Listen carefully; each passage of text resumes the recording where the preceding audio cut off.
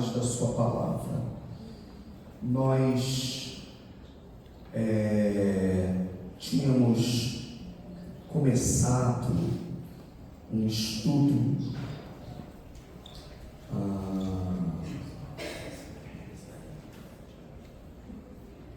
cujo tema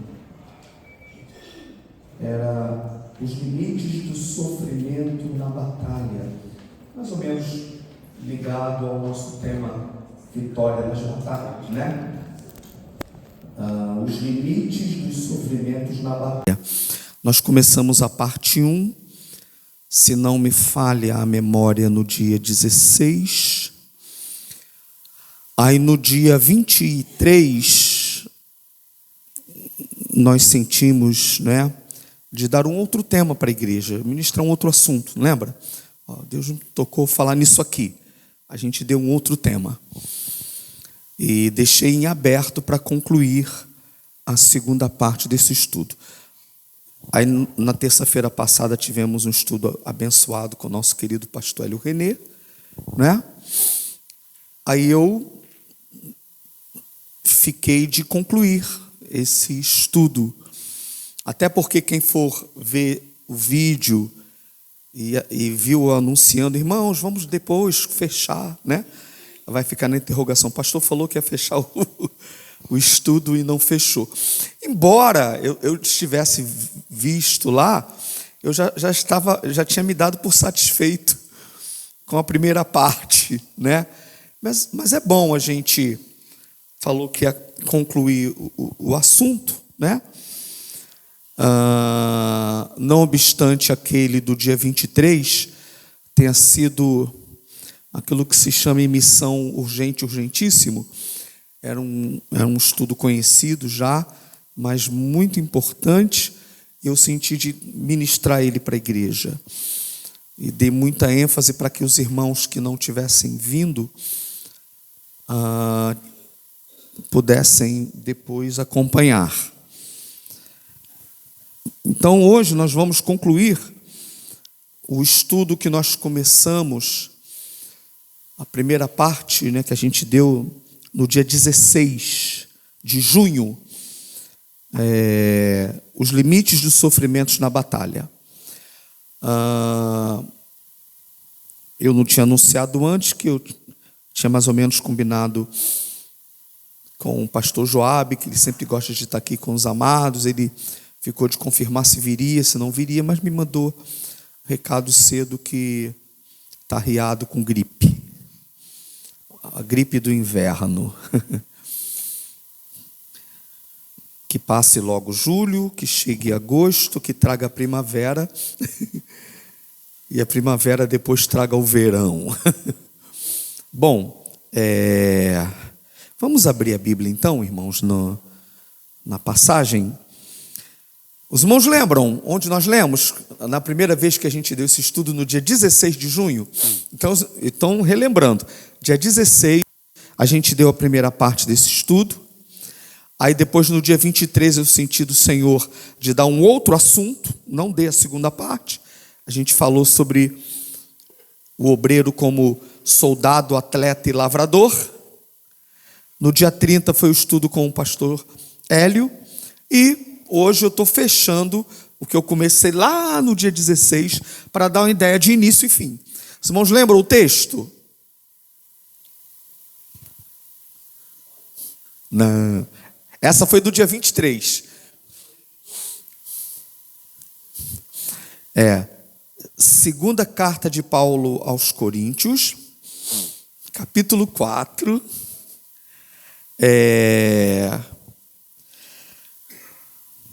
8 e 9. Obrigado, meu amado, obrigado. Segunda carta de Paulo aos Coríntios, capítulo 4, versículos 8 e 9. Lembraram, né?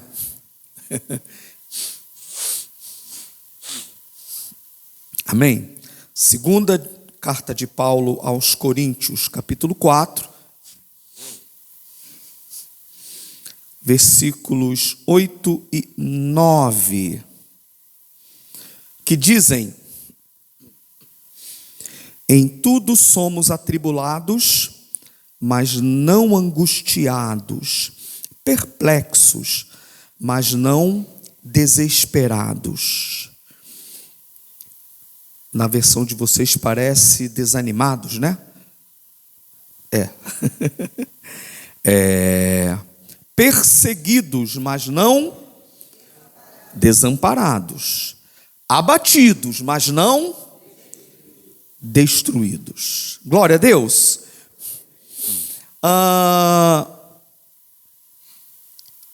Eu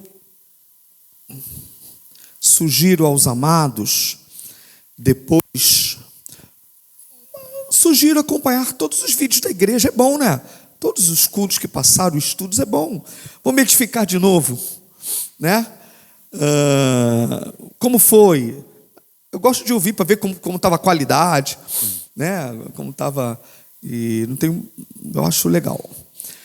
E vejam do dia 16, porque foi a primeira parte desse estudo.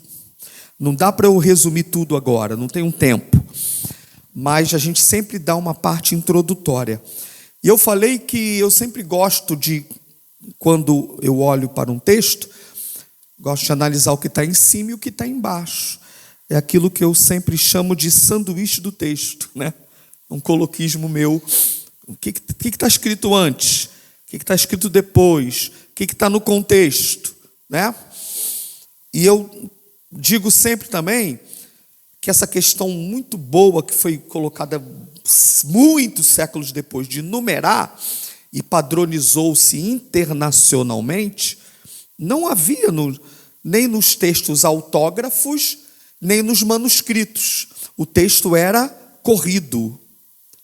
Então essa questão de capítulo 2, capítulo 3, capítulo 4 foi uma padronização. Eu até falo que tem alguns textos na Bíblia que eu falo assim, esse aqui bem que poderia ser o começo do outro capítulo, que está num contexto. Por exemplo, domingo, quando eu falei de Barnabé, natural de Chipre, não foi à toa, vou voltar aqui, tá? Não foi à toa que Lucas, quando escreveu Atos, colocou no final, Denilson, no final do 4, a biografia de Barnabé, um homem cheio de bens, bondoso, pegou seus bens, distribuiu aos pés dos apóstolos. Logo embaixo fala de Ananias e Safira, ou seja, citando, não é, dois personagens opostos. No finalzinho do 4, Barnabé, que era verdadeiro e fiel para com os apóstolos, logo embaixo já cita Ananias e Safira, que fizeram o oposto de Barnabé. Então, por isso que é bom você ver o que está sempre antes e depois do texto.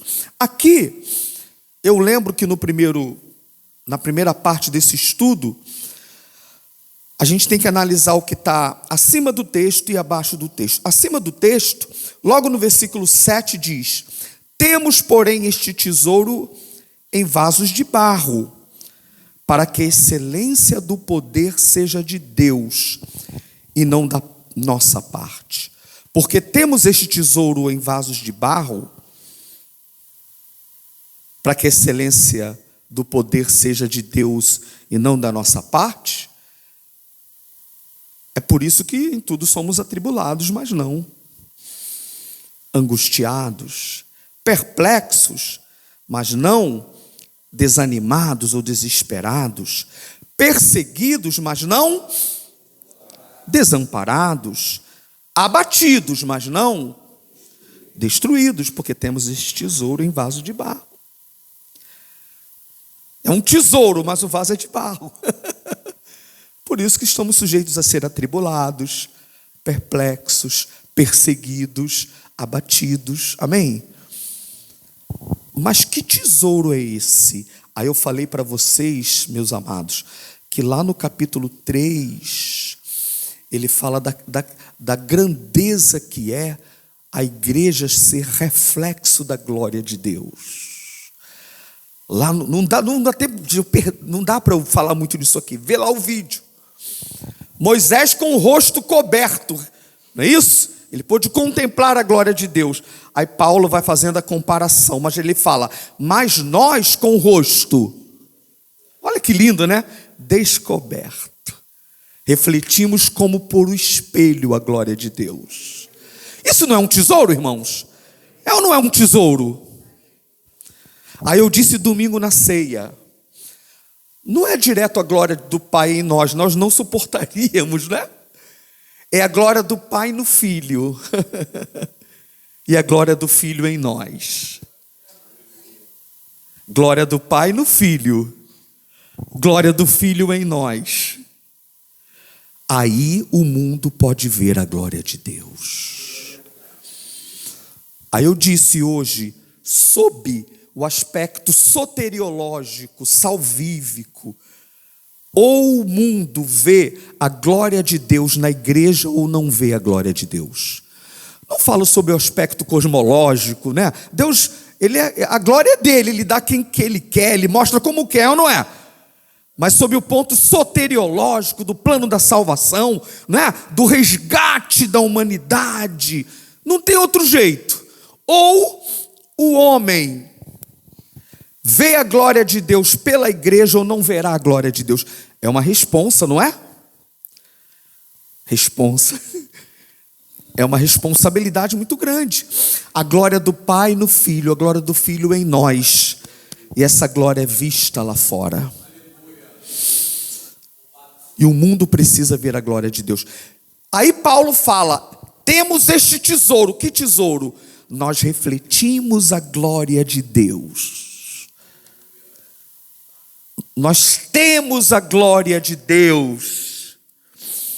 É bom a gente falar, tem glória aí? Né? É bom falar, tem glória aí, a glória que a gente fala, glória a Deus. Mas é bom também a gente dizer, tem glória aí, ou seja, tem reflexo da glória aí? Glória a Deus. Tem reflexo da glória? Não precisa nem falar, precisa? Quem tem reflexo da glória já chega, já se percebe, não é? Não é pelo aspecto meramente religioso, eu tenho a glória, né? Um camarada pode estar muito bem vestido, né? E não ter glória nenhuma, e chega o irmãozinho simplesinho para o mod, para o quê, né? Nunca pôde nem comprar um palitozinho, está lá, ele está cheio da glória. Glória a Jesus, amados. Então, aí quando, capítulo 3, eu falei que não ia falar, eu já estou falando demais, né, da introdução. Capítulo 3, a glória de Deus refletindo no Filho, a glória do Filho em nós, essa glória sendo vista no mundo, é um tesouro. Aleluia! Ele ainda diz no 6, porque Deus que disse, das trevas brilhará a luz, é quem brilhou nos vossos corações. Isso é coisa tremenda, não é? Para a iluminação do conhecimento da glória de Deus na face de Cristo. Olha que coisa que a igreja tem, né? Aí ele fala, temos este tesouro, mas é em vaso de barro. Essa grandeza toda, essa glória toda é em vaso de barro. Para quê? Para que a excelência do poder seja de Deus. Aleluia! Irmãos, os anjos que guardaram o seu principado, eles devem achar isso ótimo. Emociona mesmo. Eu nunca vi um anjo, mas acredito em anjo. Eu já ouvi passos, não sei se eu já falei isso aqui uma vez. Acho que eu falei tem muito tempo. Eu já ouvi passos e não me deu medo. E eu estava no contexto de oração. Né? Tem pessoas a quem Deus permite ver, não é? Quando tem propósito, não é verdade? Mas eu acredito nos anjos, seres criados por Deus.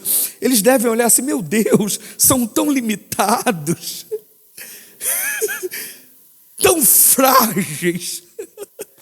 Mas olha a glória que eles carregam. Você pode glorificar o Senhor? Olha a glória que eles carregam. Isso é multiforme sabedoria de Deus. Aleluia! Glória a Deus! Aí Paulo diz, temos este tesouro em vasos de barro, para que a excelência do poder seja de Deus e não da nossa parte. Aí ele fala, em tudo somos atribulados, tá. Outra coisa importante que eu disse é que está abaixo do versículo. Porque o que Paulo quer dizer no resumo disso tudo é que tem limite nas nossas batalhas, tem limite nas nossas lutas, tem limite nos nossos sofrimentos. Eles podem nos ferir, mas não nos nocauteiam, era a palavra que eu tentei dizer na vez passada. Nós não somos nocauteados nisso. Tem um limite. Deus estabelece um limite. Aleluia! Você crê nisso? Eu creio. Deus estabelece um limite. Somos atribulados, mas não angustiados. Perplexos, mas não desesperados. Perseguidos, mas não desamparados. Abatido, parece que vai acabar, mas não destrói. Aleluia! Há um limite. Deus estabelece um limite. E a vitória final não está nessa vida. Aí eu até falei que muitos não têm coragem mais para dizer hoje, porque alguns deles morreram no meio do campo da batalha. E aos olhos dos homens naturais, parece que perderam. Mas não. O contexto absoluto da interpretação é o que está no final do capítulo 4. Dê uma olhadinha de novo, que acabou virando um resumo. No mesmo capítulo que ele fala isso, ele diz no final: por isso não desfalecemos, mas ainda que o nosso homem exterior seja consumido, ainda que o vaso de barro seja consumido, ainda que tenha que morrer no meio da batalha, ainda que aos olhos dos homens digam, e só perdeu? Não.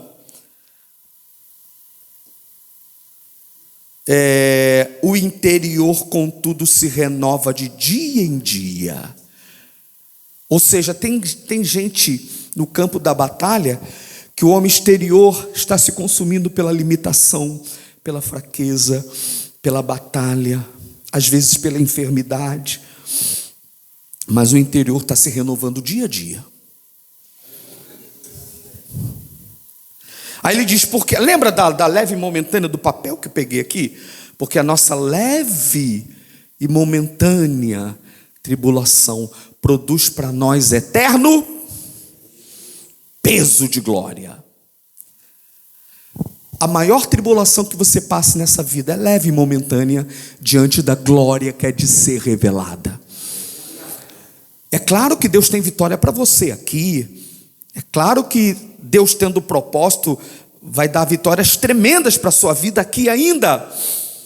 Mas aqueles que estão no campo de batalha, no reino de Deus, ainda que tenham que cair aos olhos dos homens no meio da batalha, mas serão galardoados lá no céu. Glória a Deus. Isso me faz lembrar um hino de coral. Eu amo o coral, amo nossos coristas aqui, nosso coral é lindo, né? Eu amo o coral com playback, mas eu amo muito o coral capela. Em ceia, então, eu tenho uma gravação do nosso maestro Elias regendo aqui. Eu vou me voluntariar a entrar no tenor de novo. Ó mestre, o mar se revolve. Não é bonito? Aí tinha um hino que o coral Monte Sinai cantava. Estou no campo de batalha, estou no campo de batalha, estou no campo de batalha. Quem lembra disso aí lá atrás? Né? Doutor Tibau. Nós estamos no campo de batalha. Estamos no campo de batalha. Você entregou a vida para Jesus? Tem certeza da salvação? Está fazendo a obra de Deus? Meu irmão, minha irmã, você está no campo de batalha. Você pode ministrar isso para o seu irmão, sua irmã, para lembrar?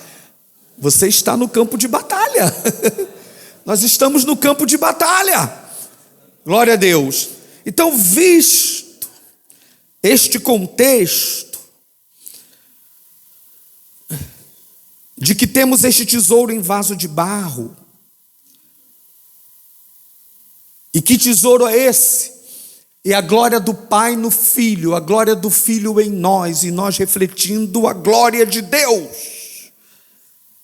Mas temos este tesouro em vaso de barro, para que a excelência do poder seja de Deus e não da nossa parte. Por isso que em tudo somos atribulados, mas não angustiados, perplexos, mas não desesperados, perseguidos, mas não desamparados, abatidos, mas não destruídos. Interessante que eu estava lendo esse versículo, eu parei assim, por que Paulo disse, nós somos atribulados, mas angustiados não? Se a própria Bíblia fala que, muitas vezes, que nós passamos por angústias, o salmista disse que passou por angústia, o próprio Paulo, no capítulo 12, no versículo 10, de segunda carta, ele diz assim, pelo que sinto prazer nas fraquezas, nas injúrias, nas perseguições, está ali, nas angústias. Não, pera lá, ele fala que somos atribulados, mas angustiados não, mas ele sente prazer nas angústias. Aí tem que ir lá para a palavra, né? E é bom ver mais de uma versão. E o interessante é que a raiz nem muda, a raiz é a mesma. Estenocorias, angústia. É a mesma raiz da palavra de 2 aos Coríntios 4, 8. A palavra é até maior. Estenocoroúmenoi. Vamos botar em filho, né? Angústia. Mas é claro, irmãos, que uma palavra, ela tem mais de um sentido de acordo com o seu contexto. É a mesma coisa de provação e tentação e provação, peirasmos, né? Você vê a mesma palavra, ela tem que ser interpretada corretamente dentro do seu contexto. É tentar e provar, é tentação e provação, me perdoe. É tentação e provação, né? Nós somos provados, mas não, Deus não tenta, Deus a ninguém tenta, é o que o texto diz, né? Deus não tenta a ninguém, mas Deus prova. Mas é a mesma palavra, você tem que interpretá-la dentro do seu contexto. E bom quando os textos traduzem e colocam de maneira correta. Mas a palavra é a mesma, tá certo? É o mesmo sentido aqui. Então, meus amados, eu gostei de duas versões. A Bíblia de Jerusalém, na nossa versão, diz assim, em tudo somos atribulados, mas não... Vamos lá, em tudo somos atribulados, mas não... Angustiados. A Bíblia de Jerusalém diz, somos atribulados por todos os lados, mas não esmagados. A Bíblia King James, de 1611, diz, sofremos pressões de todos os lados, contudo não estamos arrasados. O sentido aqui é esse. O sentido da palavra é que nós não estamos isentos de passar pela angústia. O sentido que quer dizer ali é que ela não vai nos arrasar. Ela não vai nos nocautear. Nós não vamos ficar para sempre nela. Deu para entender? Ela não vai ser um canal da nossa derrota definitiva. Esse é o sentido. Essa é a melhor tradução daquilo que Paulo quis dizer. Não é que nós estamos isentos de passar por alguma angústia. Não, é que ela não, aí que eu usei a palavra, ela não nos nocauteia. Nós não somos derrotados definitivamente por ela. Amém, amados? Por isso que eu gosto dessa versão do King James. Ele coloca: sofremos pressões de todos os lados, contudo não estamos arrasados. É isso que Paulo quer dizer quando ele diz: em tudo somos atribulados, mas não angustiados. O seu contexto quer dizer: nós não somos levados à derrota definitiva no meio das nossas tribulações, das nossas lutas, dos nossos sofrimentos. Acredite nisso, viu? Se você entregou sua vida a Jesus, você não será nocauteado pelas batalhas. O máximo que ela pode fazer para você é te levar à morte. E se fizer, eu vou para a glória. Glória a Deus! É isso, exatamente isso que Paulo está dizendo. Por isso que ele fala: não atentando nós nas coisas que, mas nas que não se veem. É por isso que não tem oposição quando Paulo fala no capítulo 4, somos atribulados, mas não angustiados. E lá no capítulo 12, sinto prazer nas angústias. Você tem que entender o contexto dali. O contexto no sentido de que Paulo está passando por tantas coisas, mas não está desesperado com elas. Tem prazer, porque ali está o capítulo da graça, a graça. Porque na fraqueza Deus fortalece ele. No 4 ele diz: todas essas batalhas não são canais de derrota. Irmão, em nome de Jesus, o meu propósito aqui, sincero, é ser canal para os amados irmãos da DCM, que cada um de nós temos batalhas, ainda mais quando entregamos nossa vida para Jesus e queremos fazer a obra de Deus. Há pressão espiritual em cima disso, e há mesmo. O inimigo não quer que você faça a obra do Senhor, que você fique firme no caminho do Senhor. Se você está abençoando vidas, há uma batalha intensa. E tem momentos que achamos que não vamos suportar, mas eu trago uma palavra não emotiva, não da minha emoção, mas bíblica, puramente bíblica, para dizer que essas lutas não vão te nocautear. Você não vai sair derrotado disso. Que Deus renove tuas forças esta noite. Amém, amado? Que Deus renove tuas forças esta noite. E só quem passa pela luta sabe. A tua luta, parece que eu vou falar uma coisa muito redundante, meu maestro, mas é uma verdade. A tua luta é a tua luta. E eis que digo mais: a minha luta é a minha luta. Eu não posso dizer que a tua luta é menor do que a minha. Nem você pode dizer que a minha luta é menor do que a tua. É a tua luta, é a tua batalha. Ela é batalha, ela é difícil. Deus a considera, Deus te ama, Deus está contigo. E Ele me trouxe aqui para dizer para você: sofremos pressões de todos os lados, mas contudo, não estamos arrasados. Eu li um versículo numa versão, Jerusalém, que é uma Bíblia que tem uma versão muito boa. Quem recebe esse versículo? Eu recebo. Eu estou acostumado a ler na minha versão, gosto dessa versão. Vou ler na King James. Não foi a que eu li. Vou ler na Jerusalém. Somos atribulados por todos os lados, mas não esmagados.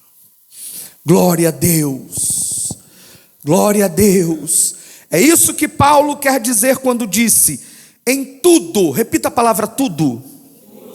Em tudo ele quer dizer, nós estamos sujeitos a passar pelas tribulações. Em tudo somos atribulados. O fato de você ser um cristão evangélico, membro da DCM no século 21, não te faz nem superior nem inferior a Jonathan Edwards, ao apóstolo Paulo, a Daniel Berg, a Gunnar Wingre, em tudo, todos os cristãos estão sujeitos a passar por lutas, a momentos difíceis. A diferença é, eu vou me apegar em Deus, eu vou ficar firme na minha fé, ou vou voltar para trás? Será que esse homem passou por tribulações? Vamos ler de novo o versículo 10. Segundo aos Coríntios 4:8. Em tudo somos atribulados, mas não angustiados. Olha quanta tribulação esse homem passou. Segundo aos Coríntios 12:10. Pelo que sinto prazer nas fraquezas, nas injúrias, nas necessidades, nas perseguições, nas angústias, por amor de Cristo, porque quando estou fraco, então é que sou forte. Aí tem um mistério muito interessante aqui. Temos este tesouro em vasos de barro. Porque temos um tesouro em vaso de barro, é que somos atribulados, mas não somos angustiados. Porque na nossa fraqueza, no nosso limite, a graça de Deus atua. A graça de Deus nos fortalece. E a palavra é: entre a fraqueza e a força está a graça, no vaso. Entre a fraqueza e a fortaleza, ou força, entre a fraqueza e a fortaleza está a graça, no vaso. A graça atua no vaso de barro frágil. Aleluia! Porque se fosse um vaso autossuficiente, iria dizer que a fortaleza vem da resistência do seu vaso. Não. Temos esse tesouro em vaso de barro. Aí quando vem a tribulação, a perseguição,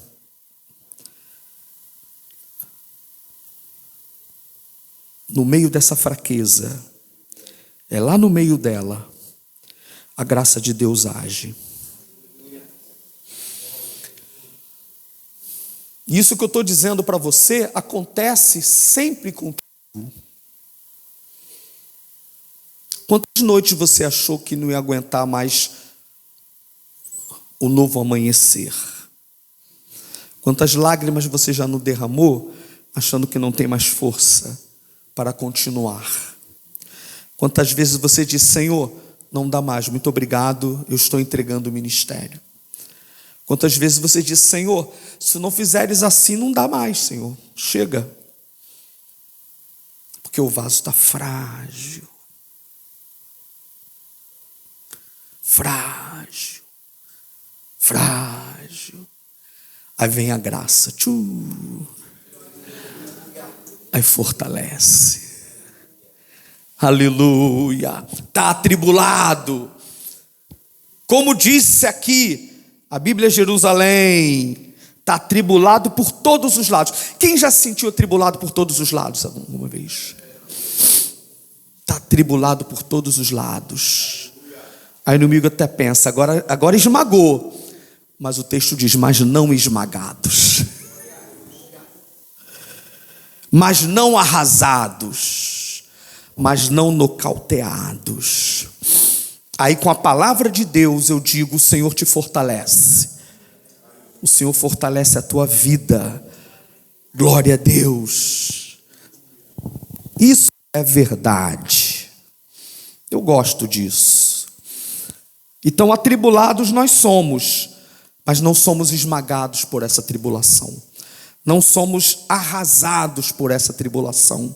É nesse sentido que ele diz: mas não angustiados. Atribulados sim, arrasados pela angústia jamais. Eu creio nessa mensagem e ela tem fortalecido a minha vida. E o meu desejo é que você creia nessa mensagem e que ela abençoe a tua vida. Amém? Aleluia. Aí ele diz mais: perplexos, mas não desesperados. A versão de vocês diz desanimados. Perplexo, ou seja, alguém que fica sem reação, tomado de espanto, alguém que tem que lidar com algo inesperado. Isso é o que está perplexo. Perplexo, mas não desanimado. É o limite, mas não desesperado. E eu gosto dessa versão, mas não desesperado. Sabe, irmãos, a Bíblia de Jerusalém, para esse versículo diz, onde você lê perplexo, mas não desesperado, a Bíblia de Jerusalém diz, postos em extrema dificuldade. Mas olha o limite, mas não vencidos pelos impasses. Quem já passou por isso? Postos em extrema, não é dificuldade, é extrema dificuldade, mas não vencido pelos impasses. King James diz, ficamos perplexos com os acontecimentos, mas não perdemos a esperança.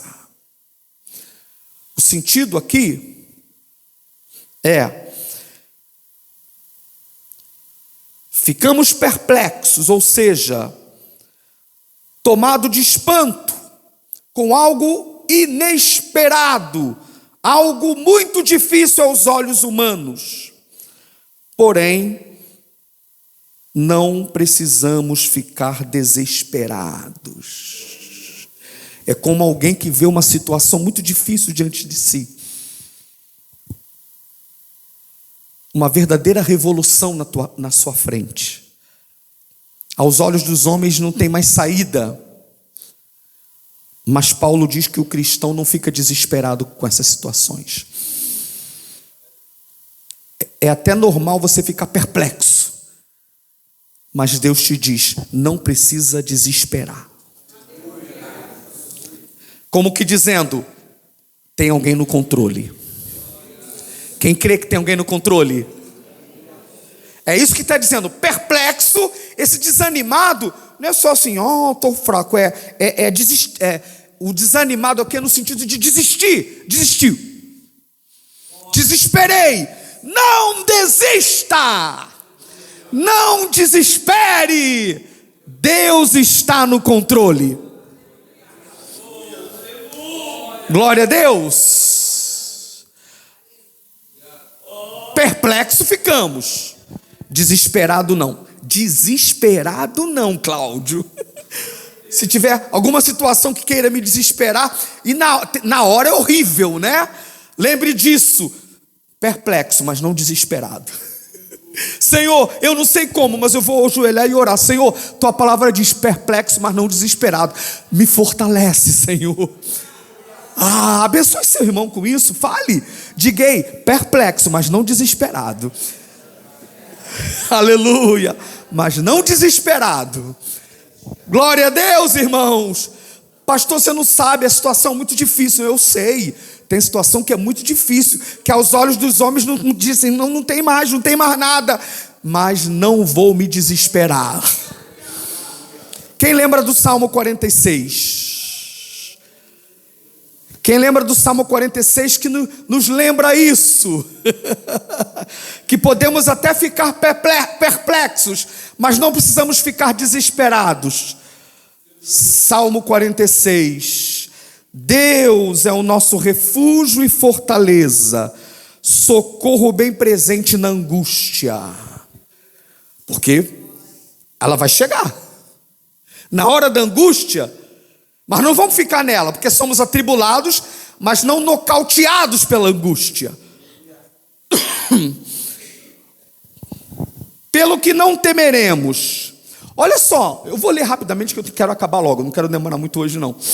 Eu vou dizer um monte de circunstâncias aqui que deixa qualquer pessoa perplexa. Deixa ou não deixa? Ainda que os montes se projetem para o meio dos mares. Isso pode deixar alguém perplexo, gente? Imagina isso. Ainda que as águas rujam e espumem, ainda que os montes se abalem pela sua braveza. É uma situação que deixaria qualquer pessoa perplexa, muito perplexa. Aleluia, mas por que eu não preciso me desesperar? Contempla isso pelos olhos da fé. Há um rio cujas correntes alegram a cidade de Deus, o lugar santo das moradas do Altíssimo. Deus está no meio dela, não será abalada. Aleluia. Tua visão está onde? Está nos montes que se abalam, nas águas que espumam? Ou está nos rios cuja corrente alegram a cidade de Deus?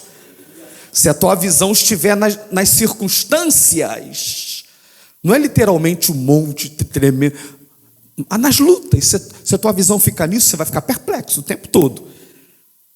Mas quer não ficar desesperado, não esqueça, há um rio cujas correntes alegram a cidade de Deus, o santuário das moradas do Altíssimo. Deus está no meio dela, não será abalada. Deus a ajudará desde o raiar da manhã. As nações se embraveceram, os reinos se moveram. Ele levanta a sua voz e a terra se derreteu. Porque somos perplexos, mas não desesperados. O Senhor dos exércitos está conosco. O Deus de Jacó é o nosso refúgio. Aleluia, aleluia. O 9 ele diz: ele faz cessar as guerras até os confins da terra, quebra o arco e corta a lança, queima os carros no fogo. Quando vier a circunstância que te deixa perplexo, Deus fala: aquietai-vos, sabei que eu sou Deus, sou exaltado entre as nações, sou exaltado na terra. O Senhor dos exércitos está conosco. O Deus de Jacó é o nosso refúgio. Você crê nisso e pode glorificar o seu nome esta noite, amado? Aleluia, aleluia. Sossegai, sossegai. Perplexo sim, desesperado não. Glória a Deus. Até o luto do crente é diferente. É tristeza, mas não é desespero. Já percebeu isso? Até o luto de quem tem a certeza em Cristo é diferente. Tristeza todos nós passamos, mas desespero não. Glória a Deus. Eu creio nessa palavra. Em tudo somos atribulados, mas não angustiados. Perplexos, mas não desesperados ou desanimados. Aí ele continua. Vamos continuar? 2 Coríntios 4, 8. Agora o 9. Perseguidos, mas não desamparados. Interessante, né?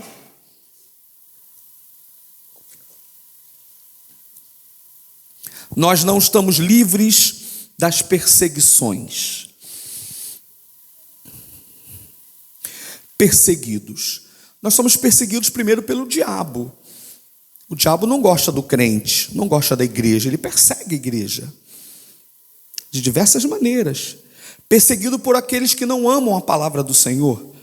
Perseguido por diversas circunstâncias. Claro, não tem que achar que tudo é perseguição, mas existe a perseguição. Não quer dizer que você vai responder da mesma maneira, mas existem perseguições. A Bíblia diz, claro, se depender de vós, tem de paz com todos os homens. Né? Você não tem que ficar criando problema dentro da igreja. Você acha que teu irmão está te perseguindo? Ora por ele. Até Deus fazer a obra e ficar tudo os dois bonitinhos fazendo a obra do Senhor. Teu inimigo não é teu irmão em Cristo não, meu irmão. Tua inimiga não é tua irmã em Cristo não, minha irmã. Casa de Deus é todo mundo, está no mesmo exército. Já pensou? Os soldados com a mesma farda, com o mesmo armamento, do mesmo exército, começar a brigar um com o outro? começar a querer dar tiro no outro, o que vai acontecer? Quem que vai ganhar? É o diabo, é o inimigo. Nunca esqueçamos, o teu inimigo não é o teu irmão não, hein? Teu irmão é o teu irmão. E a minha irmã? É a minha irmã. Vamos vigiar nisso aí, gente. Não quer dizer que a gente que é perfeito, não. Mas vamos acertar. Não, meu irmão. Ó, somos do mesmo soldado, somos do mesmo exército. Vem cá, Deus te abençoe. Mas da outra igreja, menos ainda. Irmão da outra igreja não é não. Deus deu a estratégia, pastor tal. Deus abençoe ele, meu irmão. Deus abençoe ele lá. Ele não é meu inimigo, não. A gente já perde muito tempo para combater o inimigo, que é o diabo e os demônios. Esses são os nossos inimigos. Glória a Deus. O diabo usou impérios, governos para perseguir a igreja de Deus. E Paulo passava por perseguições, pregando o evangelho. Perseguidos, mas não desamparados. O que significa perseguidos, mas não desamparados? É que nós não estamos sozinhos nessa perseguição. Deus não nos prometeu livrar das perseguições, mas Ele prometeu que sozinho nós não estaremos. A igreja passou por perseguição. Passou ou não passou? Se os nossos irmãos passaram por perseguições, claro que nós vamos passar por perseguições também. E temos as nossas perseguições. Esse sistema mundano não gosta da igreja. Passamos por perseguições. Mas eu tenho uma ótima notícia. Nós não estamos desamparados. Se equivoca quem pensa que quando mexe na igreja está mexendo com um povo qualquer. Esse povo não está sozinho. Esse povo é até perseguido, mas não está desamparado. Quem crê nisso? Eu creio nessa verdade. Olha quanta proteção. Abra a tua Bíblia no Salmo 34.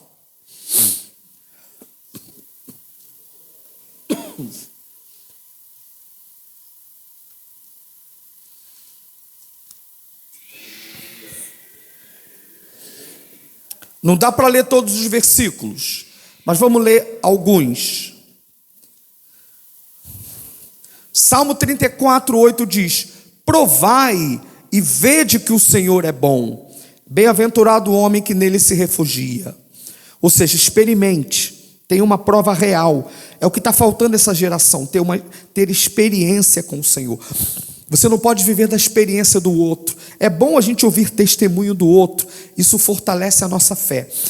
Mas quando a gente ouve uma experiência que alguém teve, convida alguém de fora para contar um testemunho, né? Ou alguém conta o testemunho, edifica a nossa fé. Mas não pode ficar nisso. Deus quer que você tenha a sua experiência. Não se permita viver um cristianismo sem experiência. Você já teve experiência com Jesus? Real, verdadeira. Provai. Vede que o Senhor é bom. Não viva apenas da experiência que o outro conta. Não fique dependente espiritual. É horrível uma igreja onde muitas pessoas são dependentes espirituais. O que é dependente? Parece que se transforma esquece que a grande bandeira da igreja evangélica, que está no Novo Testamento, é o sacerdócio universal. O pastor, o anjo da igreja, é um líder espiritual, é um orientador, é alguém colocado por Deus e é uma instituição divina. Foi o Senhor que instituiu pastores, é autoridade espiritual, mas não pode transformar em dependente. Amém, amados? Dependência espiritual. A minha irmã, ela fica dependente da irmã frustreca. Não tem frustreca aqui não, né? Dependente da irmã frustreca. Não, só quem ora para mim é irmã frustreca. Eu só vou na oração do irmão Juversino. Coitado do irmão Juversino, né? Fica um Eu só gosto da pregação. Pregação para mim só é do Tiberíades. Vira um dependente. É horrível isso. Glória a Deus pelos vasos que usa, mas dependente espiritual não. Ei, prove e veja que o Senhor é bom, meu irmão. Glória a Deus. Tenha sua experiência com Deus. É isso que Deus quer. Provai, vede que o Senhor é bom. Olha quanta proteção. Rapidamente já estamos terminando. Versículo 7. Olha quanta proteção. Nós somos perseguidos? Sim, a igreja é perseguida. Leis, estados, o diabo usando isso tudo. Mas olha, provai e vede que o Senhor é bom. Primeiro, o anjo do Senhor acampa-se ao redor do que os temem e os livra. Quem crê nisso? Você está desamparado? Não. Quer mais? Versículo 15. Os olhos do Senhor estão sobre os justos, e os seus ouvidos atentos ao seu clamor. Você está desamparado? O anjo do Senhor, os olhos do Senhor, os ouvidos do Senhor. Quer mais? Como é que é, hein, amor? Aquela frase? É outra. Será? É. Até isso eu falei sem saber. Volta para cá. Que coisa maravilhosa. Provai, meu amado, provai. Qual o primeiro que eu falei? O anjo do Senhor. E aqui é uma coisa interessante, é Malaque e Yavé, o anjo Senhor, viu? Sabe, teofania, o anjo Senhor. Depois, os olhos do Senhor. E que mais? Os ouvidos do Senhor. Quer mais? Quer mais, irmão? 16. A face do Senhor está contra os que fazem o mal. Não está desamparado. Quer mais? Tem. Olha o 18. No mesmo capítulo. Perto está o Senhor. Em tudo somos perseguidos, mas não desamparados. Ei, que o mundo espiritual ouça, nós não estamos desamparados. A igreja não está desamparada. Nós não somos um corpo sem cabeça. O cabeça governa o corpo. Você não está desamparado, meu irmão. Aleluia! Tem o anjo do Senhor, tem os olhos do Senhor, tem os ouvidos do Senhor, tem a face do Senhor. Perto está o Senhor. Somos perseguidos, mas não desamparados. Não é isso que o versículo diz? Perseguidos, mas não desamparados. Será que Cristo prometeu que estaria conosco? Cristo prometeu que estaria conosco? O que diz Mateus 28, 20? É isso aí. É isso aí. Quem crê nesse versículo? Eu creio nesse versículo, não é? Mateus 28, 20, a parte B. Eis, Jesus não mente, que estou convosco. Que dia? Só domingo do culto? Então está hoje? Vai estar amanhã? Vai estar quinta-feira? Vai estar sexta-feira? Estou convosco todos os dias. Até quando? Até a consumação dos séculos, ou seja, até o dia da consumação de tudo. Eu nunca vou deixar vocês sozinhos.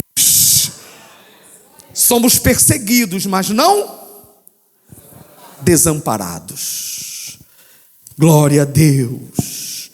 Somos perseguidos, mas não desamparados. Que coisa maravilhosa, irmãos. E o Espírito Santo? João 14, 16 e 17. Já terminando. João 14, 16 e 17. Diz-nos a assim. E eu rogarei ao Pai, e Ele vos dará outro ajudador, outro consolador, alus parácletos. Não é héteros, é alus, outro do mesmo tipo, outro igual. Outro ajudador, por quê? Porque eu sou o ajudador, para que fique convosco. Que tempo? Para sempre. Para sempre. Né? A saber, o Espírito da verdade, o qual o mundo não pode receber, porque não vê nem o conhece. Não é verdade isso? Ele nem vê nem conhece. Nós conhecemos? Quem já teve experiência com o Espírito Santo? Tem que ter, não é verdade? É por isso que fala, não vê nem conhece. Vê com os olhos da fé e não experimenta. Como é bom experimentar as obras do Espírito Santo. Quem já experimentou? Ah, você tem direito, meu irmão, não é verdade? Não vê nem conhece, aleluia. Mas vós o conheceis. Igreja tem que conhecer as obras do Espírito, não é verdade? Vós o conheceis. Sabe por quê? Porque ele habita convosco e estará em vós. Aleluia, aleluia, louvado seja Deus. Então nós somos perseguidos, mas não somos desamparados. Você não está sozinho na batalha. O Senhor está contigo. Aleluia. Se eu fosse dar microfone aqui para vocês, eu sei que vocês teriam testemunhos para contar de livramentos que o Senhor já deu, de respostas que o Senhor já deu, de provas que Ele deu dizendo, estou contigo, você não está sozinho. É ou não é verdade? Porque é direito de todos nós. É direito de todos nós. Eu lembro, eu amo esse hino é maravilhoso. Quem não ama esse hino? Irmãos de todas as denominações amam esse hino. Foi gravado na década de 80. E olha, foram feitas muitas regravações, mas eu gosto da primeira, porque é a primeira que marca, né? Eu gosto da primeira. A introdução, aquela introdução bem simplesinha, com a Shirley cantando, estou contigo, ó meu filho, né? Esse hino é lindo do início ao fim. Eu lembro uma noite, eu já contei isso para a Raquel, já contei aqui também, uma peleja que todos nós passamos, e eu no meu sonho ouvia vozes cantando esse hino, como se fossem vozes de anjos cantando esse hino, nunca te deixo sozinho. Quem já acordou falando em mistério? Já acordei, meu Deus, é maravilhoso. E sabe, tem sonho que é feijoada, excesso de feijoada, excesso de hambúrguer, de Coca-Cola, de wafer, tem, mas tem outros que você sabe que é Deus. E como é que você sabe? Sabe como? Você sabe. Não é verdade? Não deixa dúvida. Claro, testifica. Glória a Deus. Já tem mais de um louvor, já contei isso aqui. Sabe por quê? Porque nós não estamos desamparados. E por último, abatidos. Essa é forte. Mas não destruídos. É como aquele luta. Eu não gosto de ver boxe, não. Não mesmo. Nunca me atraiu, não gosto. Mas é como o boxeador que está quase perdendo, já está tudo. Agora já era, já acabou, já está abatido, já. Aí do nada ele consegue se recuperar e pá, e pum, aí ganhou. Não existe casos assim? Olha que existe. Só em filme, né, Denilson? Só. Mas eu já vi, viu? Camarada tava. Mas aí deu aquele que é o nocaute, chamado nocaute, né? Não é isso? Abatido, mas não destruído. Mas sabe, tem pessoas que no abatimento se entrega. Quem no momento do abatimento se entrega, pode estar perdendo o tempo da vitória. A vitória pode estar lá na frente. Por que parou no abatimento? Ainda restava força em você. Ainda resta força na tua vida. Não para, não desiste. A vitória é para os perseverantes.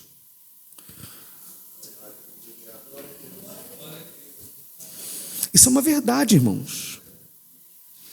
Meu irmão, ele tinha posto no coração, ele tinha posto no coração que queria ser médico, era o desejo dele. Ele e a sua esposa Maeli Malafaia, é um casal que Deus uniu, dão frutos até hoje. Mas ela passou para odonto, fez a faculdade, concluiu a sua faculdade, ele tentando medicina. Muitos diziam a ela: larga esse garoto, nem passar para mim. E naquela época ainda era mais difícil. Era 6 Gran Rio, então era pela pontuação, distribuía. E era nada ou tinha nota ou não tinha nota, acabou. E era muito caro, meu pai não tinha como pagar medicina. 1 vez, 2 vezes, 3 vezes, 4, acho que foi no mínimo umas 5 vezes. E diziam: cara, desiste disso, tenta outra coisa, vai para outra profissão. E ela do lado dele: você vai conseguir, você vai conseguir, você vai conseguir. Aí na última vez, eu estava do lado dele. Aí fez. Pá.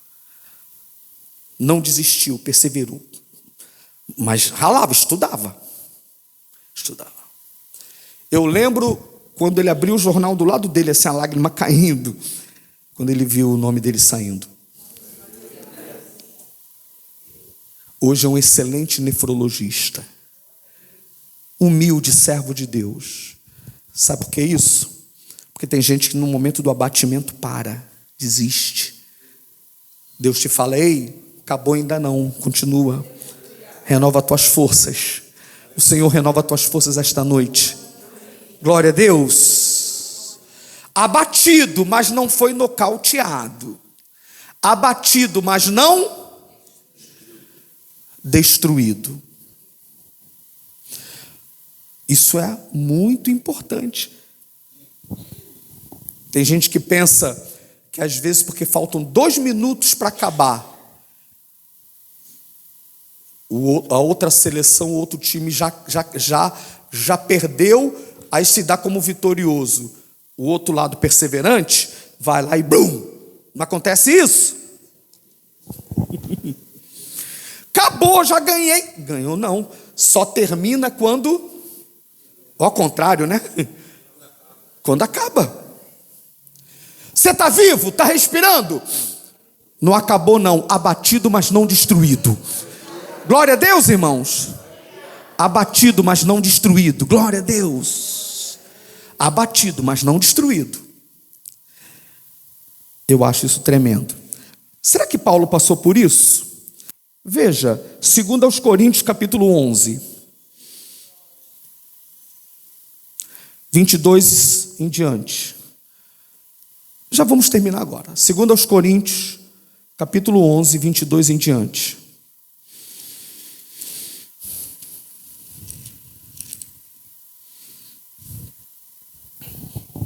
Paulo diz: são hebreus? Também eu. São israelitas? Também eu.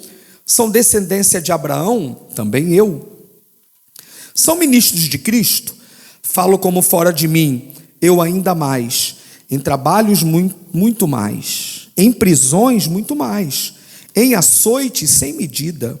Em perigos de morte. Em perigos de morte, muitas vezes. Dos judeus, 5 vezes recebi 40 açoites menos 1. 3 vezes fui açoitado com varas. 1 vez fui apedrejado. 3 vezes sofri naufrágio. 1 noite e 1 dia passei no abismo. Em viagens muitas vezes. Em perigos de rios, em perigos de salteadores, em perigo dos da minha raça, em perigos dos gentios, em perigos na cidade, em perigos no deserto, em perigos no mar, em perigos entre falsos irmãos. Em trabalhos e fadiga, em vigílias muitas vezes, em fome e sede, em jejuns muitas vezes, em frio e nudez. Além dessas coisas exteriores ao que pesa diariamente sobre mim, o cuidado de todas as igrejas. Quem enfraquece, que não enfraqueça. Quem se escandaliza que eu não me abrase.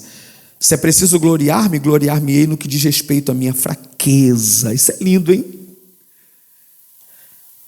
O Deus e Pai do Senhor Jesus, que é eternamente bendito, sabe que não minto. Olha que isso aqui. Em Damasco, o que governava sobre o rei de Aretas, guardava a cidade dos Damascenos para me prender. Mas por uma janela desceram-me num cesto, muralha abaixo, e escapei assim das suas mãos. Quanta experiência! Quantas vezes esse homem foi abatido. Quando Paulo escreve abatido, mas não destruído, ele sabia o que estava dizendo. Abatido, mas não destruído. Irmãos, o que está te fazendo mesmo querer parar de fazer a obra, hein? O que está te fazendo perder a esperança na vitória? O que está te fazendo querer entregar ministério? Aramachanda, aramahalabais. Deus te trouxe aqui para dizer: eu renovo as tuas forças. Ah, Senhor, mas o vaso é muito fraquinho, mas é nele mesmo, é de barro. É nele que eu renovo a minha força, a minha graça sobre a tua vida. Ah, mas eu estou atribulado, mas não angustiado. A situação foi tão forte que me deixou perplexo, sem ação, mas não desesperado. Mas a perseguição está grande, mas você não está desamparado. Mas eu estou totalmente abatido, mas não está destruído. Que Deus renove as nossas forças esta noite. Você recebe essa palavra em nome de Jesus? Que Deus te abençoe. Fiquemos de pé em nome de Jesus. Aleluia. Bendito seja o nome do Senhor. Aleluia. Glória a Jesus. Glória a Jesus.